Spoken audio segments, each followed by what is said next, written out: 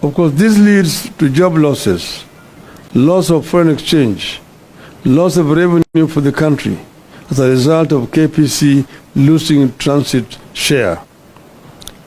Ideally, Kenya should have provided a pipeline and storage capacity allocation for Uganda market.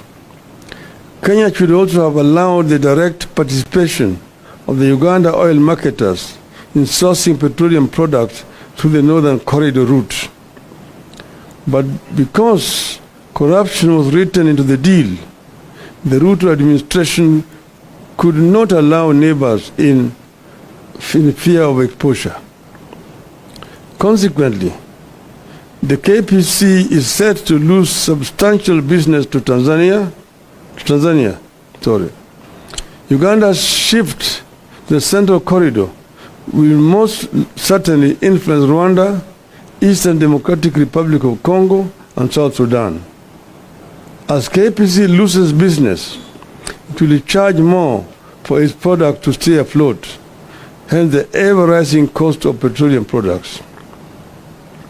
The deal only ended up creating irregular supplies and higher prices. Open tender system allowed for competitive sourcing of fuel.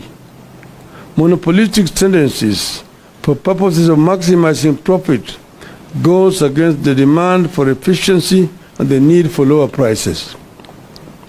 It is going to drive a number of oil marketing firms out of business, leading to job losses and loss of revenue for the government.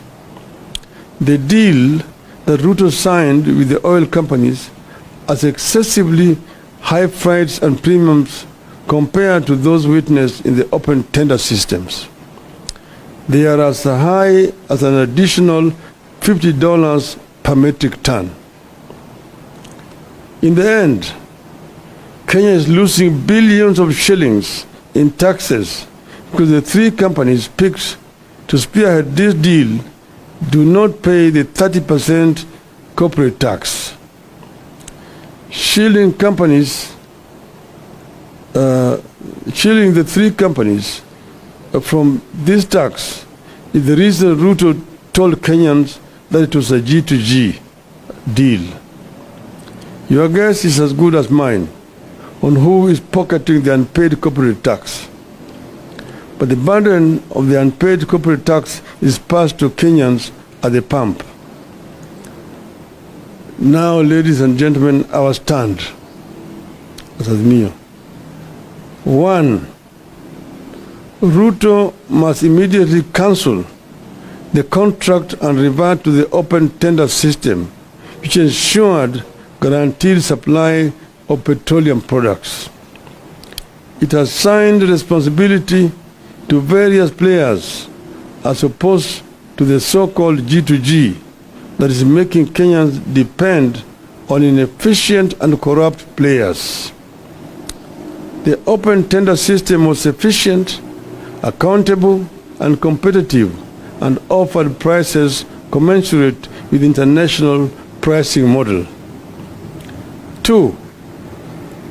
The Ethics and Anti-Corruption Commission needs to move in, not to sanitize, but to get to the bottom of how and why we got into this deal and who is benefiting from it. 3. The men and women who came up with this